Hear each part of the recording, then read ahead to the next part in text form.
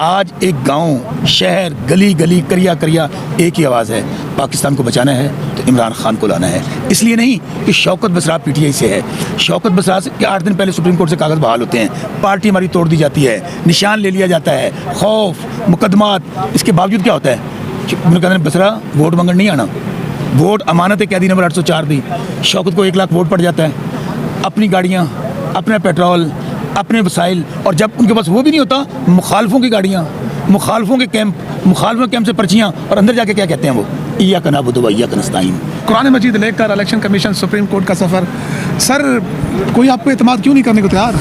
अल्लाह की किताब पे अगर किसी को एतमाद नहीं है तो फिर आप ये समझ लें कि जब माशरे में अजाब आते हैं ना, इसी शक्ल में आते हैं। और हमारे माशरे जब, क्योंकि ये, लेकिन हमारा ईमान है, हज़रत अली का कौल है कि कुफ्र की हुकूमत कायम रह सकती है, जुल्म और नाइंसाफ़ी की हुकूमत नहीं रह सकती।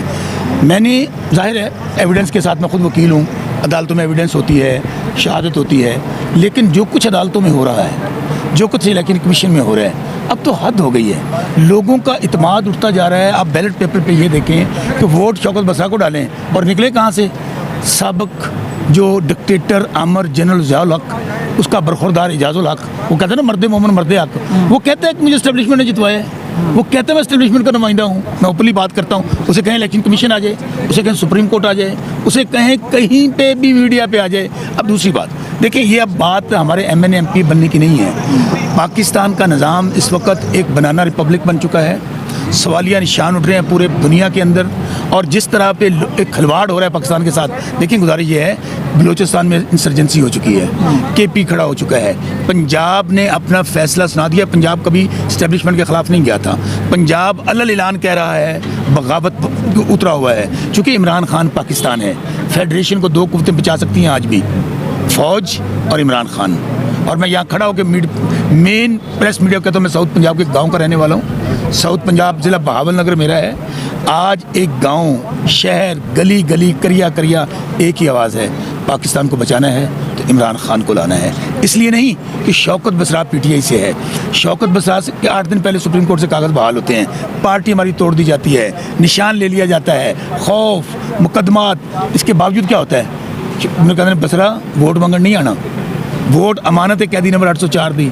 शौकत को 1 लाख वोट पड़ जाता है, अपनी गाड़ियाँ, अपना पेट्रोल, अपने वसाइल, और जब उनके पास वो भी नहीं होता, मुखालफों की गाड़ियाँ, मुखालफों के कैंप से पर्चियाँ, और अंदर जाके क्या कहते हैं वो, इय्याक नअबुदु व इय्याक नस्तईन।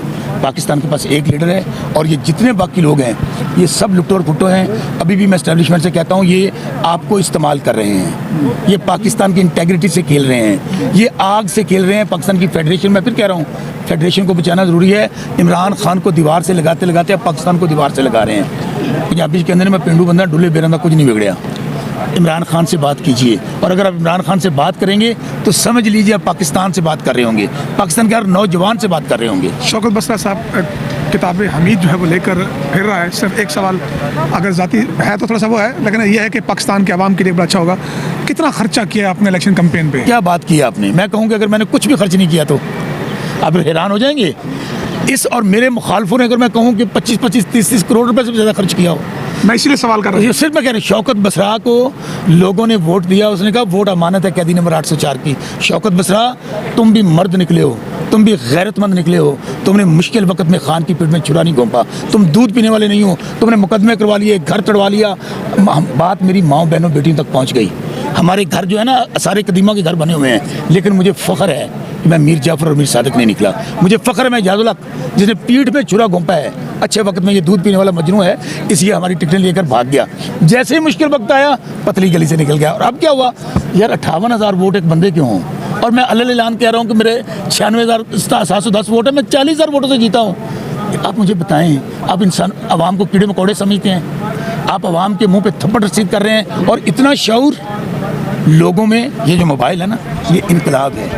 लोग गलत क्या है, सही क्या है, सच क्या है, झूठ क्या है, खा वो पढ़ा लिखा है, खा वो अनपढ़ है, खा वो मेरे चोलस्तान औरंगाबाद फोटाबाद में रह रहा है, खा वो इस्लामाबाद में रह रहा है, सब समझते हैं। और यार मैं किससे रहूँ? इस्लामाबाद, जहाँ सुप्रीम कोर्ट है, जहाँ पे प्रेसिडेंसी है, जहाँ पार्लियामेंट है, जहाँ चीफ ऑफ आर्मी स्टाफ बैठते हैं, यहाँ से 3 सीटें चुरा ली गई हैं। सर मैं ये पूछ रहा हूँ कि कितना खर्च किया आपने, कितनी गाड़ियाँ दी, कितने लोगों को पिक एंड ड्रॉप? मैंने कहा, मैंने आपसे लफ्ज़ बोल रहा हूँ, हाँ। मेरा 1 पैसा खर्च नहीं हुआ भाई।